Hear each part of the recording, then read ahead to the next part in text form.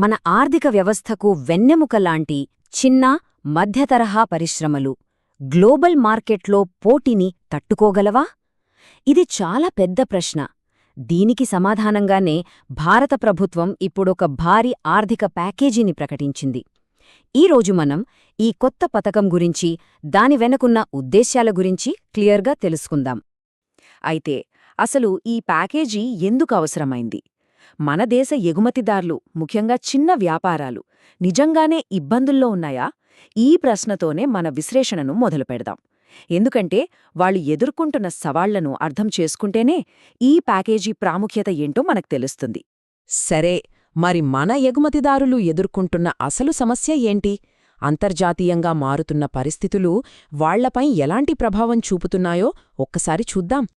ఈ మధ్యకాలంలో అంతర్జాతీయంగా చూస్తే పరిస్థితి ఏమాత్రం బాగోలేదు. ట్రంప్ టారిఫ్ యుద్ధం లాంటి గొడవలు, ప్రపంచ వాణిజ్యంలో వస్తున్న మార్పులు, ఇవన్నీ మన సూక్ష్మ, చిన్న, మధ్యతరహా పరిశ్రమలపై అంటే ఎంఎస్ఎంఈపై తీవ్రమైన ఒత్తిడిని పెంచుతున్నాయి. అందుకే ప్రభుత్వం జోక్యం చేసుకోవాల్సొచ్చింది. మరి ఈ సవాళ్లను ఎదుర్కోడానికి ప్రభుత్వం ఎలాంటి పరిష్కారంతో ముందుకు వచ్చింది? ఇప్పుడు ఆ కొత్త ప్యాకేజీ వివరాలేంటో చూద్దాం. అవును, మీరు చూస్తున్న నంబర్ కరెక్టే.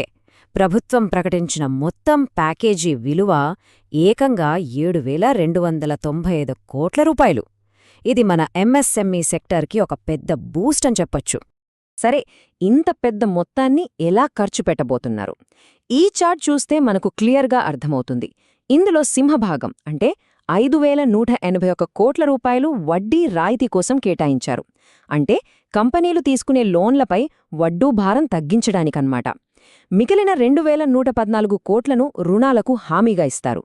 ఈ ప్యాకేజొచ్చే 6 ఏళ్లపాటు అంటే 2025 నుంచి 2031 వరకు అమల్లో ఉంటుంది. మరి ఈ ప్యాకేజీలో మన ఎంఎస్ఎంఈలకు కంక్రీట్గా ఎలాంటి లాభాలున్నాయో కొంచెం లోతుగా చూద్దాం రండి. ఇక్కడ చాలా ముఖ్యమైన విషయాలున్నాయి.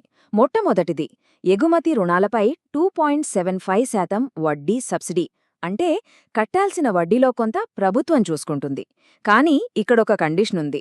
ఒక కంపెనీకి ఏడాదికి గరిష్టంగా 50 లక్షల వరకు మాత్రమే ఈ సబ్సిడీ వస్తుంది. ఇక రెండోది, ఇంకా ముఖ్యమైనది, వర్కింగ్ క్యాపిటల్ లోన్ల కోసం 10 కోట్ల రూపాయల వరకు ప్రభుత్వమే గ్యారంటీ ఇస్తుంది.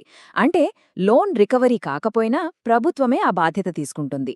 ఇది వాళ్లకు చాలా పెద్ద భరోసా. అయితే ఈ ప్రయోజనాలన్నీ ఎవరికి వర్తిస్తాయి?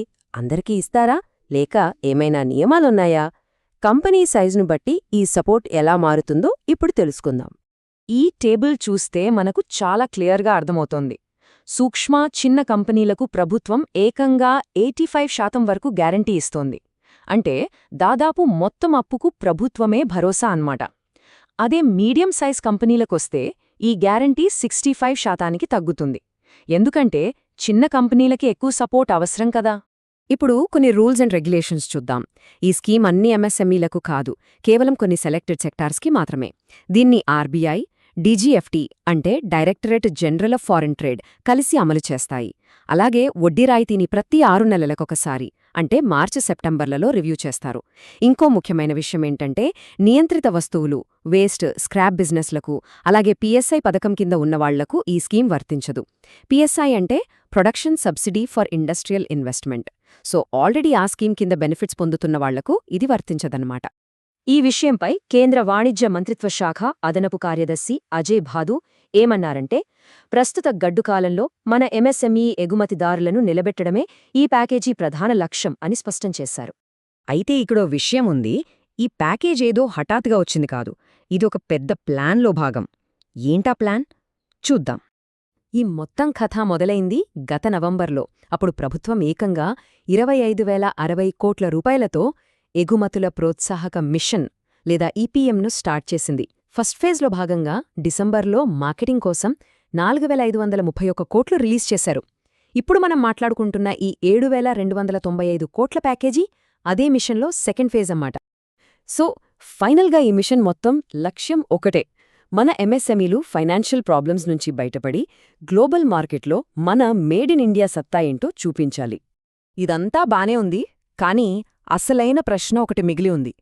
ఈ భారీ ప్యాకేజీ నిజంగా మన ఎంఎస్ఎంఈల తలరాతను మారుస్తుందా? గ్లోబల్ మార్కెట్లో వాటిని నిలబెట్టగలదా? దీనికి సమాధానం కాలమే చెప్పాలి. కాని ఒక్కటి మాత్రం నిజం, ఇది మన చిన్న వ్యాపారులకు ఒక కొత్త ఆశను అయితే ఖచ్చితంగా ఇస్తోంది.